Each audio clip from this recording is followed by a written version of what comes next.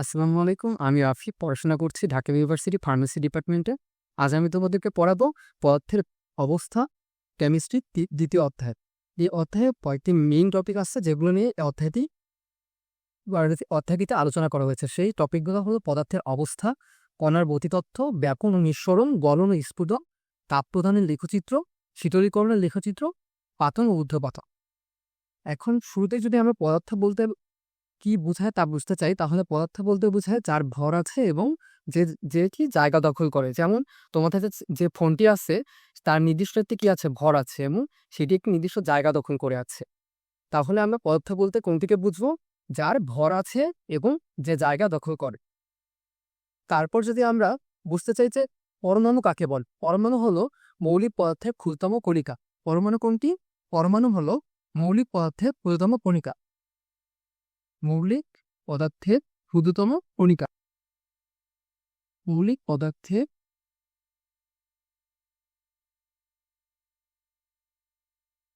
ক্ষুদ্রতম কণিকাকে পরমাণু বলা হয়। যদি আমরা পরমাণুর পর অণু টপিককে বুঝতে চাই, তাহলে অণু বলতে বোঝায় দুই দুই বা ততোধিক পরমাণু নিয়ে গঠিত পদার্থকে অণু বলে। অণু কিভাবে গঠিত হয়? রাসায়নিক বন্ধনের মাধ্যমে। দুই বা ততোধিক পরমাণু রাসায়নিক বন্ধনের মাধ্যমে অণু গঠন করে থাকে। বিভিন্ন পরমাণুর মধ্যে ক্রিয়াশীল বলের জন্য গঠিত হয় অণু। তাহলে আমরা বুঝতে পারতেছি কি পরমাণু থেকে তৈরি হচ্ছে অণু, এবং বিভিন্ন অণুর মধ্যে ক্রিয়াশীল বলের মাধ্যমে গঠিত হচ্ছে পদার্থ। তাহলে শুরুতে যদি একটা পরমাণু থাকে, মৌলিক পদার্থের একটা ক্ষুদ্রতম কণিকা, সেখান থেকে আমরা পাচ্ছি অণু, এবং পরবর্তীতে অণুতে যে ক্রিয়াশীল বলের মাধ্যমে তৈরি হচ্ছে পদার্থ। তাহলে আমরা বুঝতে পারলাম যে মৌলিক পদার্থের ক্ষুদ্রতম কণিকা হলো পরমাণু, এবং এক বা একাধিক পরমাণু পরস্পরের মধ্যে রাসায়নিক বন্ধনের মাধ্যমে অণু তৈরি করে, এবং সর্বশেষ অণুসমূহ এক বা একাধিক অণুসমূহ পরস্পর বিভিন্ন ক্রিয়াশীল বলের মাধ্যমে তৈরি হয় পদার্থ। পদার্থের প্রকারভেদ। পদার্থ কয় প্রকার? পদার্থ কঠিন পদার্থ, তরল পদার্থ এবং গ্যাসীয় পদার্থ। আমরা আমাদের পরিবেশে তিন ধরনের পদার্থ দেখতে পারি। একটি হলো কঠিন পদার্থ, তরল পদার্থ এবং আরেকটি হলো গ্যাসীয় পদার্থ। এছাড়াও পদার্থের চতুর্থ অবস্থা দেখা যায়, যাকে আমরা বলি প্লাজমা।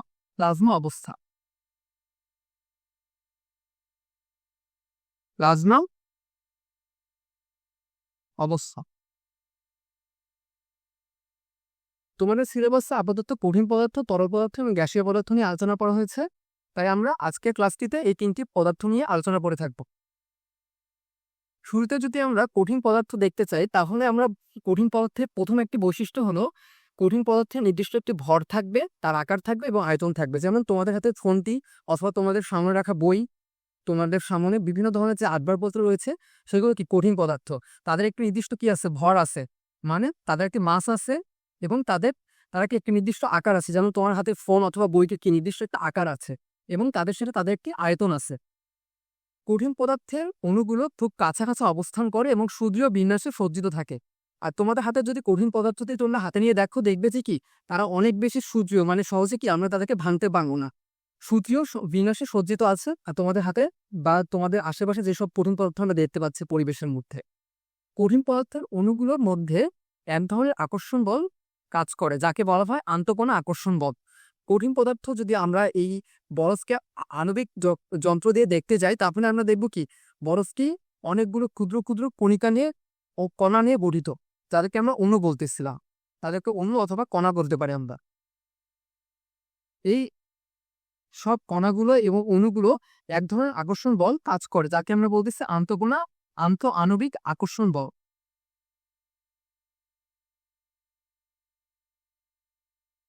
আণবিক কঠিন পদার্থের কণাগুলোর মধ্যে এক ধরনের আকর্ষণ বল কাজ করছে, যাকে আমরা বলছি আণবিক আকর্ষণ বল। কঠিন পদার্থের অণুগুলো এদের গড় অবস্থানকে ঘিরে স্পন্দিত হয়। এই অণুগুলো কি হচ্ছে, এদের নির্দিষ্ট যে জায়গাটা রয়েছে, যে আয়তনটা রয়েছে, এই আয়তনটার মধ্যে তারা স্পন্দিত হচ্ছে, তার চাইতে কি বেশি জায়গা নিয়ে স্পন্দিত হচ্ছে না। এজন্য কি এরা অনেক সুদৃঢ় বিন্যাসে সজ্জিত থাকছে। কঠিন পদার্থের অণুগুলোর মধ্যবর্তী বল প্রবল। কঠিন পদার্থ সহজে আমরা কি করতে পারছি না, ভঙ্গুর হচ্ছে না, তারা ভেঙে যায় না। এই জন্য আমরা বলতে পারি কি কঠিন পদার্থের অণুগুলোর মধ্যবর্তী বল প্রবল। চাপ প্রয়োগ করলে কঠিন পদার্থের অণুগুলো সংকুচিত হয় না। আমরা যদি তোমাদের হাতে রাখা বই এবং চেয়ার টেবিল এগুলোকে কি আমরা চাপ প্রয়োগ করি, তাহলে কি এরা সহজে সংকুচিত হতে চাবে না। এজন্য আমরা কি বলতে পারি যে চাপ প্রয়োগ করলে কঠিন পদার্থের অণুগুলো সংকুচিত হয় না। তাপমাত্রা বাড়ালে কঠিন পদার্থের আয়তন খুবই কম পরিমাণে বৃদ্ধি পায়। আমরা যদি কোনো একটি কঠিন পদার্থে তাপ দিই, তারপরে দেখা যাবে কি সে কি অনেক বেশি তাপ শোষণ করবে এবং অনেক কম পরিমাণে আয়তন বৃদ্ধি করবে।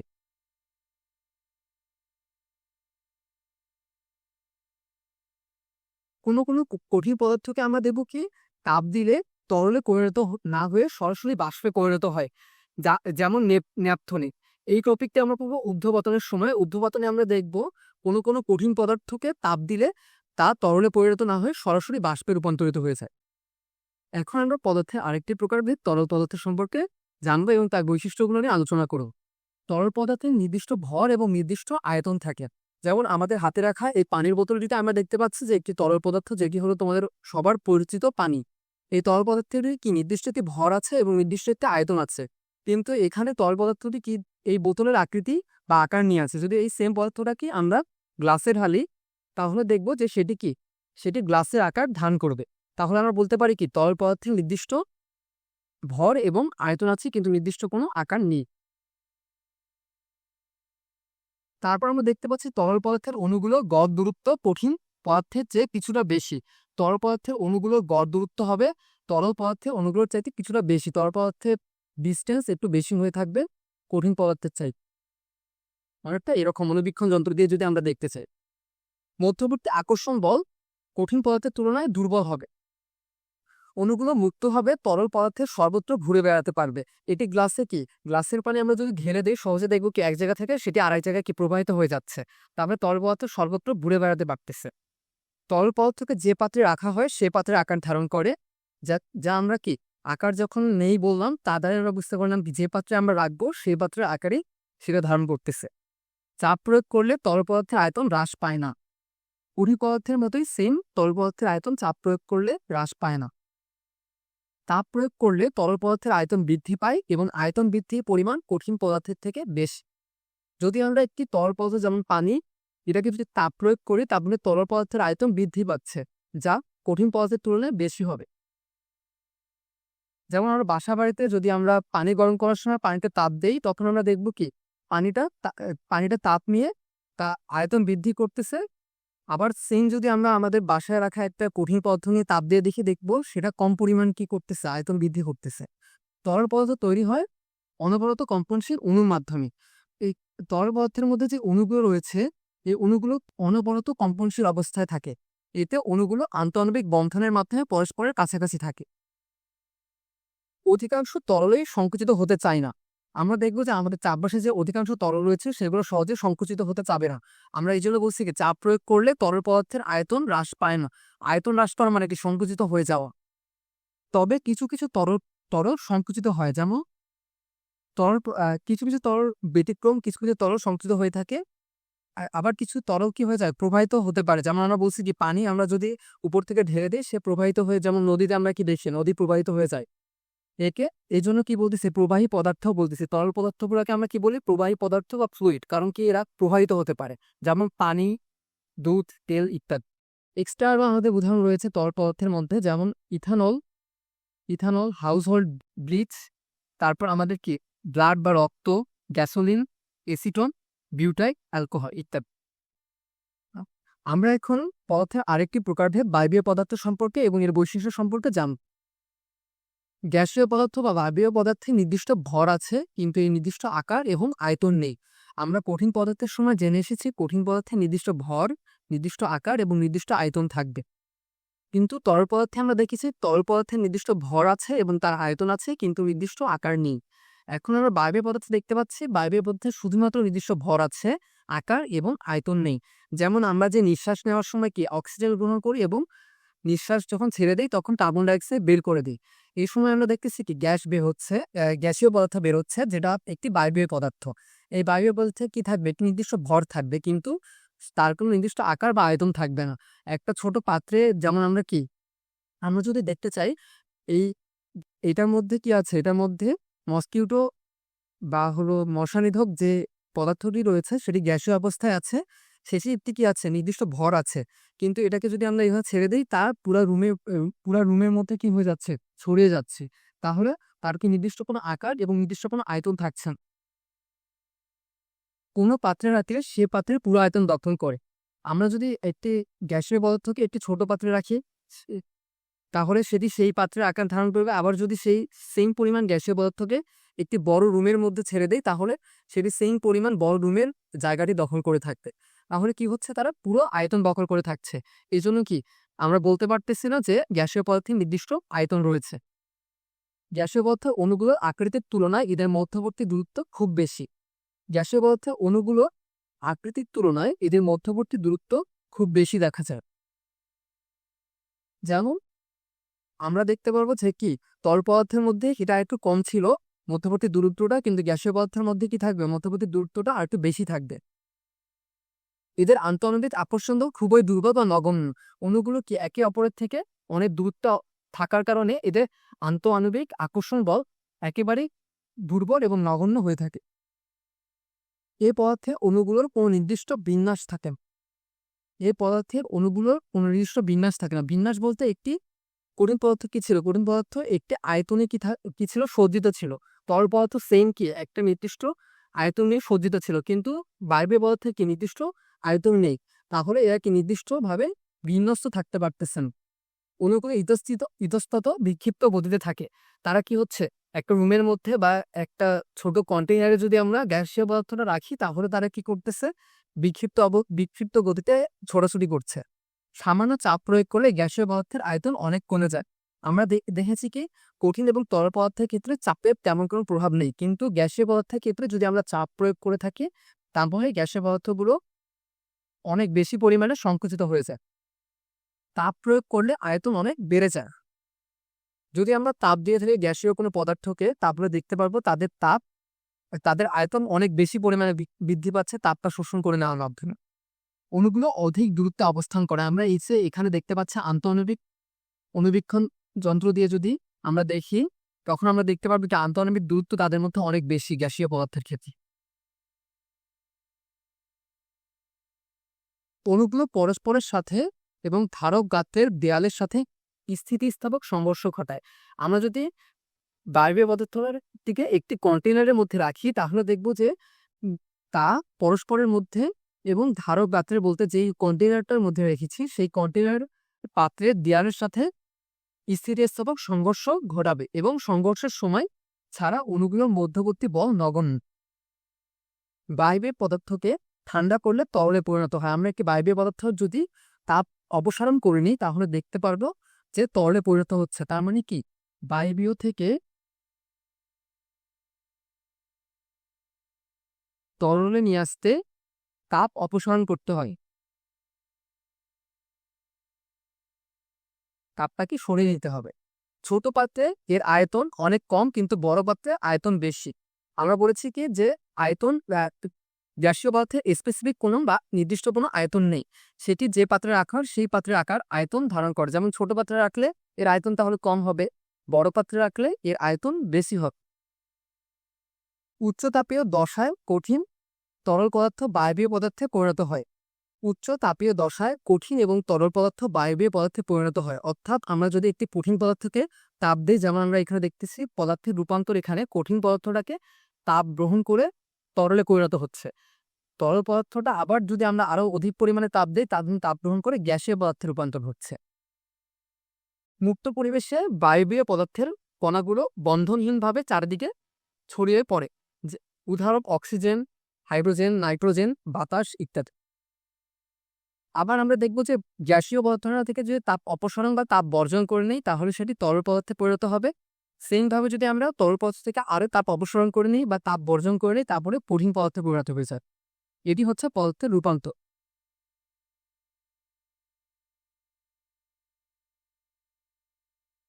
এখন আমরা আরেকটি ইম্পর্টেন্ট টপিক এই অধ্যায়ে কণার গতিতত্ত্ব সম্পর্কে আলোচনা করব, যেটা হলো কাইনেটিক থিওরি অফ পার্টিকেলস।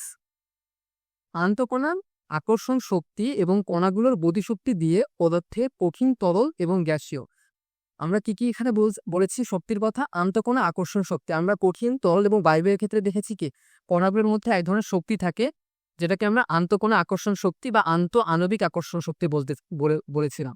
যেমন কঠিনের ক্ষেত্রে যদি আমরা দেখি, কঠিনের ক্ষেত্রে আন্তঃআণবিক কঠিন আণুবীক্ষণ যন্ত্রের মধ্যে আমরা যদি কঠিনটাকে নিয়ে দেখি, কঠিন কোনো পদার্থকে, তারপর অনেকটা এরকম দেখাবে। তরলকে নিয়ে দেখালে তাদের আন্তঃআণবিক দূরত্ব কঠিনের চাইতে বেশি হবে এবং গ্যাসীয় কোনো পদার্থকে দেখে তার আন্তঃআণবিক দূরত্ব আরো বেশি হবে। এই দুটা কণা বা দুটি অণুর মধ্যে যে আকর্ষণ বল সেটাকে বলতেছে আন্তঃকণা আকর্ষণ শক্তি এবং কণাগুলোর গতিশক্তি। সবগুলো কণা কি হচ্ছে, আমরা বলতেছিলাম যে একটি নির্দিষ্ট জায়গার মধ্যে তারা বিন্যস্ত থাকে এবং সেই জায়গাতে তারা কি করতেছে, গতিশক্তি প্রাপ্ত হচ্ছে। তরল কঠিন বায়বীয় পদার্থের ক্ষেত্রে গতিশক্তির মান সবচেয়ে বেশি হয়, তার চাইতে কম হয় তরল পদার্থের ক্ষেত্রে এবং সবচেয়ে কম হয় কঠিন পদার্থের ক্ষেত্রে। যে পদার্থে আন্তঃকণা আকর্ষণ শক্তি এবং কণাগুলোর গতিশক্তি দিয়ে পদার্থের কঠিন, তরল এবং গ্যাসীয় অবস্থা ব্যাখ্যা করার তথ্যটি তাহলে আমরা বলতেছি কণার গতিতত্ত্ব বা কাইনেটিক থিওরি অফ পার্টিকেলস। কঠিন অবস্থায় কণাগুলো খুব কাছাকাছি অবস্থান করে, যার ফলে কণাগুলোর ভেতরকার আকর্ষণ শক্তি বেশি থাকে। আমরা দেখতে পাচ্ছিলাম যে আন্তঃআণবিক অণুবীক্ষণ যন্ত্র দিয়ে আমরা যখন দেখতেছি তখন কঠিন অবস্থায় কণাগুলো কি খুব কাছাকাছি অবস্থান করতেছে, এই জন্য তাদের আকর্ষণ শক্তি বেশি থাকতেছে এবং নিজেদের অবস্থান থেকে নড়তে পারতেছে না তারা। যদি তাপ আরো বেশি দেওয়া হয় তাহলে কণাগুলো তাপশক্তি গ্রহণ করে কাঁপতে থাকে। তাপশক্তি গ্রহণ করে যদি কাঁপতে থাকে তাহলে তাদের কি বৃদ্ধি পাবে? গতিশক্তি বৃদ্ধি পাবে এবং আন্তঃআণবিক শক্তি কিছুটা কমে যায়। এই অবস্থা কি তরল অবস্থা? তাহলে তরল অবস্থা কি হচ্ছে? কঠিন অবস্থার চাইতে গতিশক্তিটা বৃদ্ধি পাচ্ছে কিন্তু আন্তঃআণবিক শক্তিটা কমে যাচ্ছে।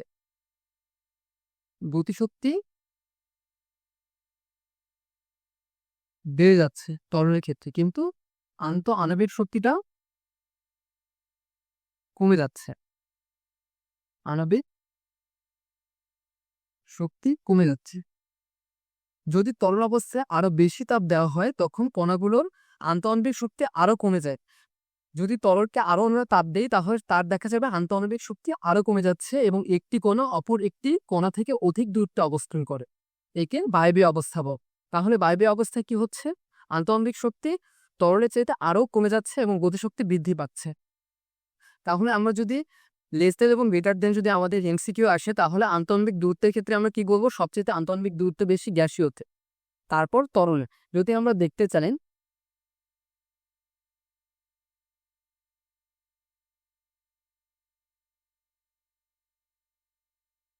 একটা কঠিন পদার্থের ক্ষেত্রে, এটা একটি তরল পদার্থের অণুবীক্ষণের চিত্র এবং এটি একটি গ্যাসীয় পদার্থের আণুবীক্ষণের চিত্র।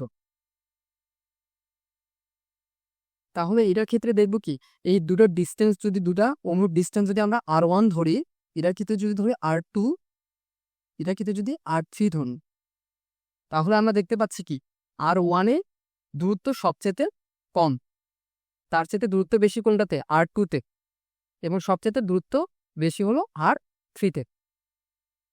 আচ্ছা, এখন আমরা আন্তঃআণবিক শক্তির ক্ষেত্রে যদি দেখি, আমরা জানি কি F সমানুপাতিক m1 m2/d²।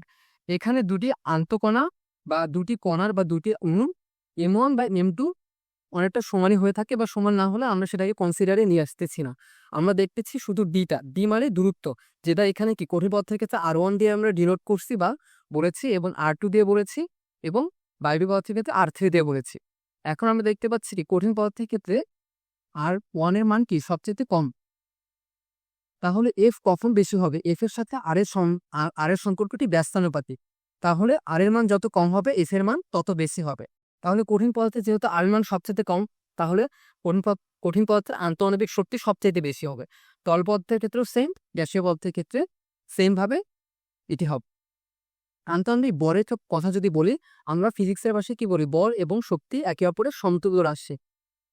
তাই সেম ভাবে আন্তঃআণবিক শক্তি যেমন কঠিন পদার্থের ক্ষেত্রে বেশি, আন্তঃআণবিক বলও কঠিন পদার্থের ক্ষেত্রে বেশি, তার চাইতে কম তরল পদার্থে এবং তার চাইতে কম গ্যাসীয় পদার্থে। আমরা যদি গতিশক্তির ক্ষেত্রে দেখি, সবচেয়ে বেশি গতিশক্তি ছিল গ্যাসীয় পদার্থের ক্ষেত্রে, তার চাইতে তুলনামূলক কম গতিশক্তি ছিল তরলে, এবং সবচাইতে কম গতিশক্তি হবে কঠিন। তাহলে আমরা বলতে পারি কি দূরত্ব বাড়লে আকর্ষণ কমে এবং আন্তঃকণা আকর্ষণ শক্তি কমেই। আমরা এখান থেকে কি বুঝতে পারছি যে যদি কোনো একটা জিনিসের কি দূরত্ব বৃদ্ধি পায় তাহলে কি হচ্ছে, আকর্ষণ কমে যাচ্ছে, আন্তঃকণা আকর্ষণ শক্তি কমে যাচ্ছে বা আন্তঃআণবিক বল কমে যাচ্ছে।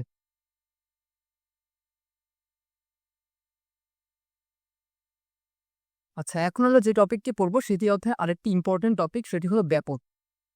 ব্যাপন বলতে আমরা কি বুঝি? ব্যাপন বলতে মূলত আমরা বুঝি কোনো কিছু ছড়িয়ে পড়া, ছড়িয়ে পড়া কোনো মাধ্যমে বা এনভায়রনমেন্টের মধ্যে যে কোনো একটা মাধ্যমে কঠিন, তরল এবং গ্যাসীয় বস্তু স্বতঃস্ফূর্ত এবং সমভাবে। স্বতঃস্ফূর্ত বলতে বোঝাচ্ছে যে সে নিজে নিজেই, তাকে কোনো কিছু দিয়ে ফোর্স করতে হচ্ছে না আমাদেরকে, সে স্বতঃস্ফূর্ত হবে, এবং সমভাবে মানে সমানভাবে পরিব্যাপ্ত হওয়ার প্রক্রিয়াকে ব্যাপন বলে। তাহলে ব্যাপন বলতে আমরা কাকে বোঝাচ্ছি?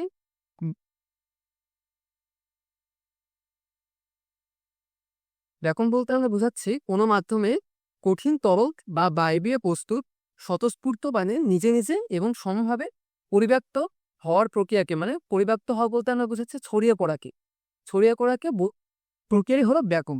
যেমন আমরা যদি দেখি এই গ্লাসে পানি আছে, এর মধ্যে যদি আমরা মোজো অথবা অন্য কোনো কালারের কোনো লিকুইড যদি আমরা ঢেলে দেই, তারপরে দেখবো সে কি ধীরে ধীরে, যেমন আমরা যদি এখানে এই কালো এটা ছেড়ে দেই, তারপর দেখবো কি এটা সব জায়গায় কি ছড়িয়ে পড়লো, ছড়িয়ে পড়ে এটার কালারটা কি করে দিচ্ছে, চেঞ্জ করে দিচ্ছে। তাহলে এটাকে আমরা কি বলতে পারি? তরল পদার্থের মধ্যে তরল পদার্থের ব্যাপন। এখানে কি ছিল, যে জিনিসটাকে আমরা একটা পদার্থের মধ্যে ঢেলে দিচ্ছি সেটাও তরল ছিল, এবং যাকে ঢেলে দিয়েছি সেই দুটি জিনিসই কি ছিল, তরল ছিল।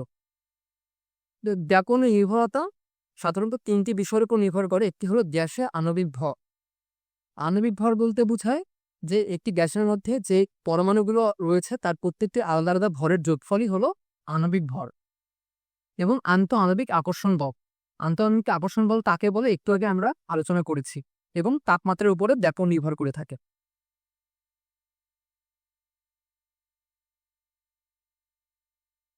এখন ব্যাপনের ক্ষেত্রে আমরা একটি সূত্রের কথা জেনে থাকবো, সেটি হলো গ্রাহামের ব্যাপন সূত্র।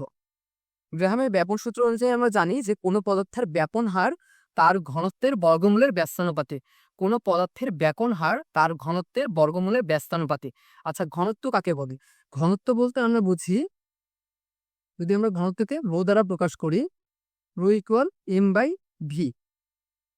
একক আয়তনে কোনো বস্তুর ভরকে আমরা ঘনত্ব করে থাকি। একক আয়তনে কোনো বস্তুর ভরকে আমরা একক আয়তনে কোনো বস্তুর ভরকে আমরা ঘনত্ব বলে থাকি। তাহলে কোনো পদার্থের ব্যাপন হার তার ঘনত্বের বর্গমূলের ব্যস্তানুপাতিক। তাহলে আর দ্বারা যদি আমরা ব্যাপন বুঝি, তাহলে আর সমানুপাতিক 1/√ρ। আমরা এখানে ঘনত্ব থেকে দেখতে পাচ্ছি যে কি, রো সমানুপাতিক m। তাহলে কোনো বস্তুর ঘনত্ব বেশি হলে যেমন তার তার ব্যাপন হার কমে যাচ্ছে, সেম ভাবে আমরা বলতে পারি কি আর সমানুপাতিক 1/√m। m বলতে আমরা বোঝাচ্ছি আণবিক ভর। তাহলে কোনো বস্তুর ব্যাপন হার তার ঘনত্বের বর্গমূলের যেভাবে আমরা ব্যস্তানুপাতিক বলতে পারি, সেম ভাবে আমরা বলতে পারি তার আণবিক ভরের বর্গমূলের ব্যস্তানুপাতিক। সেই জন্য আমরা বলতে পারি কি আণবিক ভর বেশি হলে ব্যাপন হার কি হবে, কমে যাবে। আন্তঃআণবিক আকর্ষণ তথা ঘনত্ব কম হলে ব্যাপন হার দ্রুত। এখানে ঘুরে ফিরে সেম কথা আমরা বলেছি। তাপমাত্রা বাড়লে ও বস্তুর আন্তঃকণা আকর্ষণ কমে গিয়ে ব্যাপন হার বেড়ে যায়। যদি আমরা কোনো বস্তুর ক্ষেত্রে তাপমাত্রা বাড়িয়ে দেই, তাহলে আমরা দেখতে পারবো কি তাদের আন্তঃকণা আকর্ষণ শক্তিটা কমে যাবে। আন্তঃকণা আকর্ষণ শক্তিটা কমে গেলে তাদের কি হয়ে যাবে, ব্যাপন হারটা বেড়ে যাবে। তাহলে আমরা যে বলেছিলাম ব্যাপনের নির্ভরতা তিনটি, তার মধ্যে প্রথমটি ছিল কি, গ্যাসের আণবিক ভর। সেটা দিয়ে আমরা কি গ্রাহামের সূত্র দিয়ে আমরা বুঝতে পারলাম যে আণবিক ভরের উপর ব্যাপন হার নির্ভর করছে। তারপর আমরা জানলাম যে তাপমাত্রার উপরেও কি ব্যাপন হার নির্ভর করছে, এবং আরেকটি বিষয়ের উপর ব্যাপন হার নির্ভর করছে, সেটি হলো আন্তঃকণা আকর্ষণ বল। কারণ তাপমাত্রা বাড়ালে তার আন্তঃআণবিক আকর্ষণ বল কমে যাচ্ছে, এই জন্য ব্যাপন হার কি হবে, বেড়ে যাবে। এখন আমরা যদি ব্যাকরণের ক্ষেত্রে উদাহরণ হিসেবে দেখতে চাই, যেমন কার্বন ডাই অক্সাইড, পানি, অক্সিজেন, এগুলোর মধ্যে ব্যাকরণ হার কোনটি বেশি? আমরা জানি কার্বন ডাই অক্সাইডের ক্ষেত্রে কার্বনের ভর সংখ্যা হলো 12। ভর সংখ্যা বলতে আমরা বুঝি নিউট্রন সংখ্যা এবং প্রোটন সংখ্যার যোগফল। অক্সিজেনের ক্ষেত্রে আমরা জানি ভর সংখ্যা হলো 16। হাইড্রোজেনের ক্ষেত্রে আমরা জানি সেম ভাবে এটির ভর সংখ্যা হলো 1। তাহলে যদি কার্বন ডাই অক্সাইডের ক্ষেত্রে আমরা ভর সংখ্যা বের করতে চাই, তাহলে এখানে আছে কার্বনের সংখ্যা 1টি এবং অক্সিজেনের সংখ্যা 2টি। তাহলে 12 প্লাস 16 ইন্টু 2, তাহলে এটা আমরা ক্যালকুলেশন করে বের করে দেখব যে 44। সেম ভাবে পানির ক্ষেত্রে যদি আমরা দেখি, পানির ক্ষেত্রে এখানে আছে হাইড্রোজেন 2টি, 2 প্লাস অক্সিজেন 16, তাহলে তার ভর সংখ্যা দাঁড়াচ্ছে 18। এবং যদি আমরা অক্সিজেনের ক্ষেত্রে দেখি, অক্সিজেনের ক্ষেত্রে 2টি অক্সিজেন পরমাণু নিয়ে একটি অক্সিজেন অণু গঠিত হয়েছে, তাহলে 16 ইন্টু 2 মানে 32। তাহলে আমরা বলেছিলাম কি ব্যাকরণ হার নির্ভর করবে আণবিক ভরের উপর। আণবিক ভর বেশি হলে ব্যাকরণ হার কম হবে। তাহলে এখানে আণবিক ভর বেশি কার্বন ডাই অক্সাইডের, তাহলে কার্বন ডাই অক্সাইডের ব্যাকরণ হার সবচাইতে কম হবে। আর তার চাইতে বেশি হলো অক্সিজেনের, তাহলে এটি তার চাইতে একটু বেশি ব্যাপন হবে কার্বন ডাই অক্সাইডের চাইতে। আর সবচেয়ে কম হলো পানির, তাহলে এখানে ব্যাপন সবচেয়ে বেশি হবে পানির, তারপর অক্সিজেন, তারপর কার্বন ডাই অক্সাইডের। পরবর্তী টপিক যদি আমরা দেখতে চাই নিঃসরণ।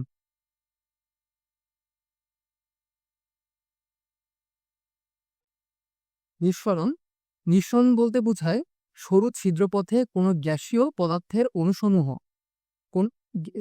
আমরা ব্যাপনের ক্ষেত্রে দেখেছি সেই পদার্থটি হতে পারে গ্যাসীয়, বায়বীয় এবং কঠিন, কিন্তু নিঃসরণের ক্ষেত্রে অবশ্যই পদার্থটিকে গ্যাসীয় হতে হবে।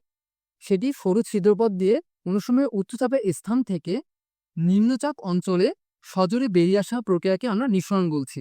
যেমন আমরা যদি এই স্প্রেটার মধ্যে দেখি, এটার মধ্যে কি এই সরু ছিদ্রপথটা দিয়ে যদি আমরা এটার মধ্যে কি গ্যাসটা উচ্চচাপের মধ্যে সংরক্ষিত আছে, সেটিকে যদি আমরা চাপ দিই, তাহলে বাইরে বেরিয়ে আসার সময় যে ঘটনাটি ঘটছে তাকে আমরা নিঃসরণ বলব।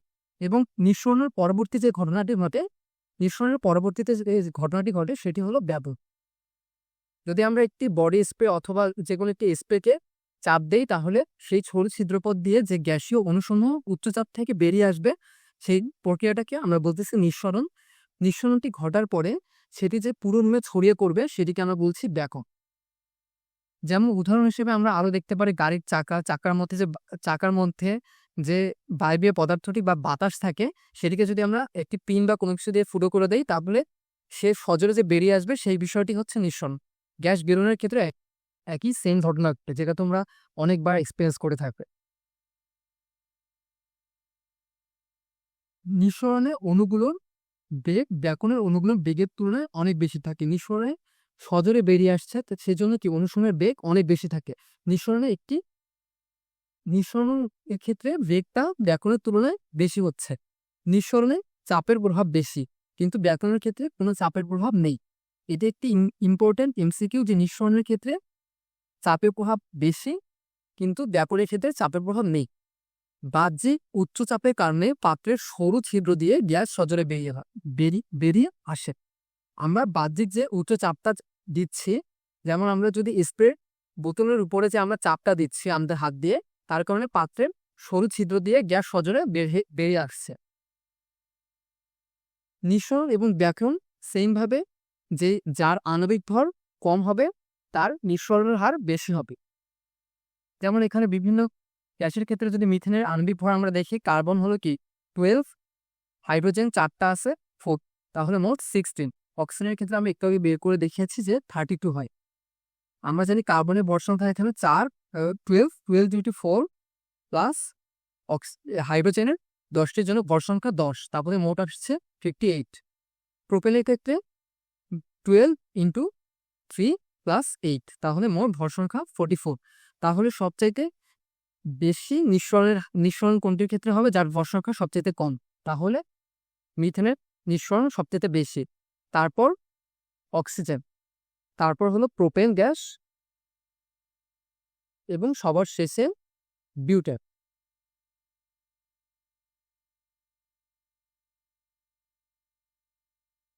তারপর আমার বইয়ে কয়েকটি ইম্পর্টেন্ট এমসিকিউর মধ্যে আছে যে যানবাহনের জ্বালানি হিসেবে বিশেষত উচ্চচাপে সংকুচিত মিথেন গ্যাস ব্যবহৃত হয়। যানবাহনের জ্বালানি হিসেবে কোনটি ব্যবহৃত হচ্ছে? সিএনজিতে মিথেন গ্যাস। এবং বাসাবাড়িতে জ্বালানি হিসেবে মূলত প্রোপেন এবং বিউটেন গ্যাসটি ব্যবহার করা হয়ে থাকে।